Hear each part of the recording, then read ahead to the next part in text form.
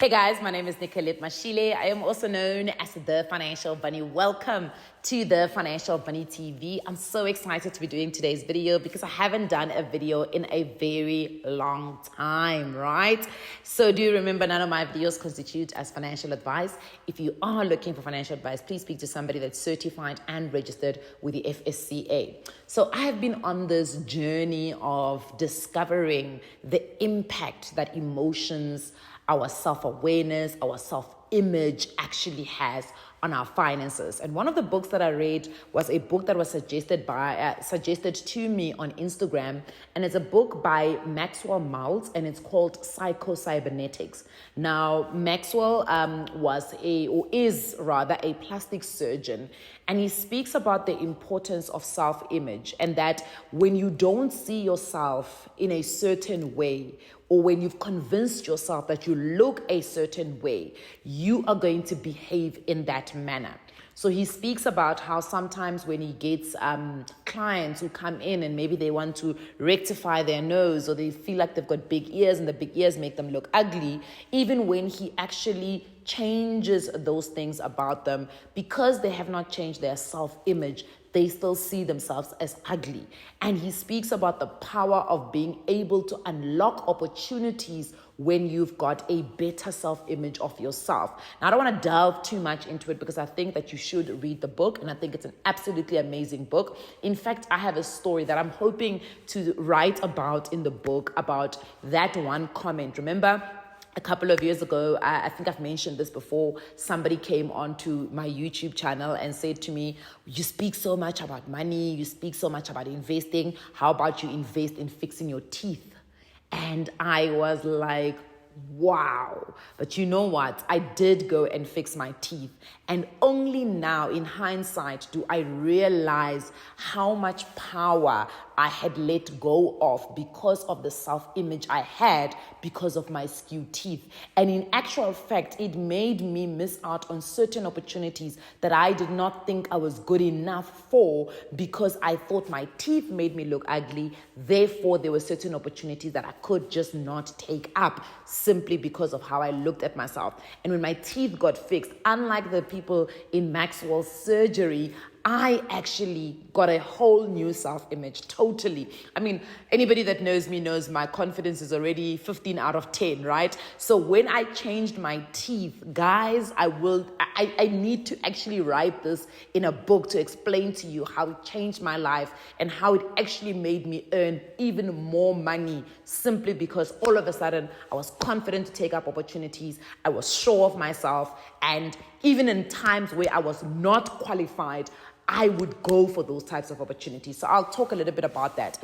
But the reason why I'm doing this video today is because I was actually watching, as I said, I'm on this journey of finding out how self-awareness affects our finances, how emotions affect our finances.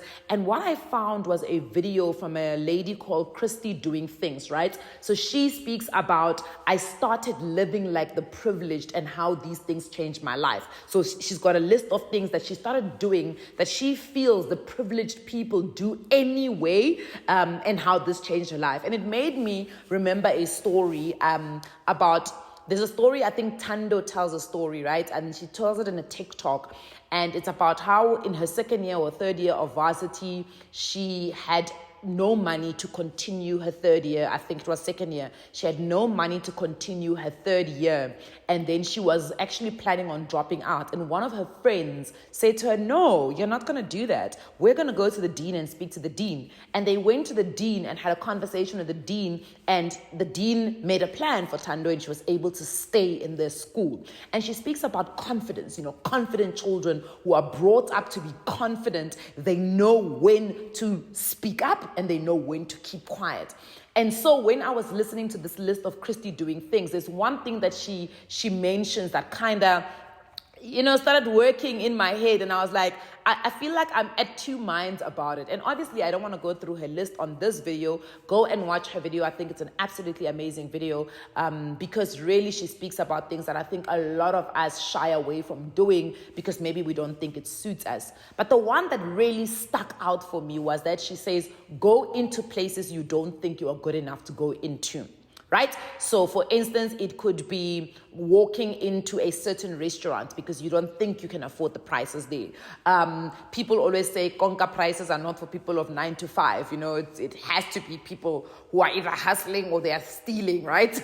It's a joke. But anyway, those kind of places, or walking into a luxury brand shop like a Louis Vuitton or a Gucci, or going into Diamond Walk on its own, or even considering certain things. Because a lot of us, what we do is we have what is called confirmation bias. So we have this idea of thinking we know certain information because we take the limited amount of information that we've got and we use that information to create an absolute about certain things, right? So it's similar to people saying, I can't vacation in Cape Town. Cape Town is expensive. But yeah, there are other options that you can potentially go into. Same way that I found myself with a health problem and an emergency because I decided with an absolute that medical aid is expensive, it is paying for the sick leave, it does not make sense to me, but I didn't look for the other options that are available. So even when I'm presented with information, because I've confirmed this absolute about this one fact, it's very difficult for me to be able to see the other side of it.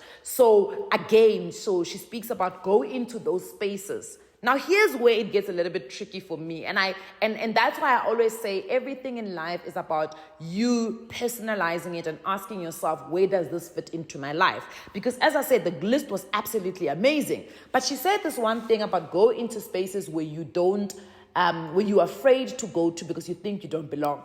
My problem is I go into those spaces. My confidence, my 15 out of 10 confidence sends me to those places. I already think I belong in those places. I always joke around with my friends and I say, I actually start off in everything that I do thinking I'm really good at it. And then I get shocked when I find out that I'm not as good as I thought I was. Then it's like the biggest for me because I'm like, hey, Bo, how am I not good at this thing, right? So I already have the confidence to go into those spaces. My problem is I don't have the capacity to walk out of those spaces without people pleasing. So for me, going into those spaces is actually a hindrance. It does not make my life a little bit better. In actual fact, it hinders my finances because I will walk into a Gucci shop just to browse. But if somebody walks up to me and says, can I help you, ma'am? Then they start showing me clothes. Oh, Jehovah, my people pleasing jumps in and I can't say no, right? So that for me is problematic because it forces me to become an impulsive buyer. And I generally feel like I've got a good handle of being very budgeted and very planned. But there's certain spaces that force me to be a people pleaser that I end up doing this weird thing of wanting now to buy, even if I didn't have a plan to buy. But I also tell the story, especially when I go to universities, and I'm like, when you sit with a group of friends and you guys are out for dinner, and then the bill comes, and then everybody starts ticking off. Oh my God. I don't think there's anything in life that irks me and makes me feel cringy and embarrassed like that entire process. And it's not that I don't know. Let me be fair. Maybe let me be fair and be very open. I don't know what about that entire process embarrasses me. Because logically, I understand. It is unfair to just simply say total it and divide it by the number of people on the table. Because look, I didn't eat lobster, so why must I pay for lobster? Especially now that I don't drink anymore. In the past, I used to be the champagne order, right? I would order the champagne. I would order the shots on the table. But these days, I don't drink the champagne. I don't really order the shots, So it always is like a bit unfair for me to be paying for champagne that I didn't even drink, right? But the whole process, and let me tell you what even makes me more upset, is when now people are counting how many tonics they drank and they're like, yeah, to the waiter, we didn't order 10 tonics, we only had 8. And I'm like, yo, bawam. And then let me tell you what is the hindrance to my finances. I find myself uncontrollably so, saying, don't worry guys, I'll take this one. What? Sorry, Sissy. You'll take this one, kanjani. Impulse. My impulse. So there's something about my emotions, my self-awareness, or something there that makes me say things impulsively, and whatever it is that I'm saying ends up with me buying or paying for something. So when I was listening to this video of Christy doing things, I was like, no, girl, I need to be stopped from going to those places because I have people-pleasing characteristics, and I hate it because I don't know how to work around it. So The reason why I'm doing this video is to remind everybody that it is not logical. Emotions are not logical, right? How you feel about certain things is not logical. And how you're going to react versus how somebody else is going to react is going to be very different. I know when I told the story about the restaurant, some of you went, girl, not me. I'm not doing that. I'm happy for people to take off what they spend. But I know that you too have your own thing. So you need to sit down and have a conversation with yourself and say, where do I need to get myself out of my own way, out of my money's way? Because I am the problem. Me. I need to confront this situation with myself. I will leave it here. I'll see you guys on the next video. Mwah.